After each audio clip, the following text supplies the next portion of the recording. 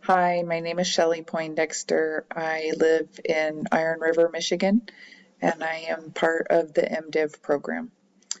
I am wanting to get out of this class an increased awareness of the issues, ecological issues, and interconnectedness of our world that I am really ignorant of. And I look forward to hearing and seeing ways that people are implementing this these ideas and theology into their lives, so that I also can change and grow.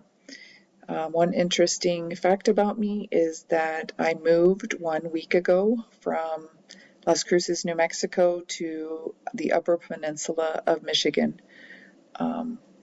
And I am from Wyoming originally, so I am used to cold, wild, rural areas.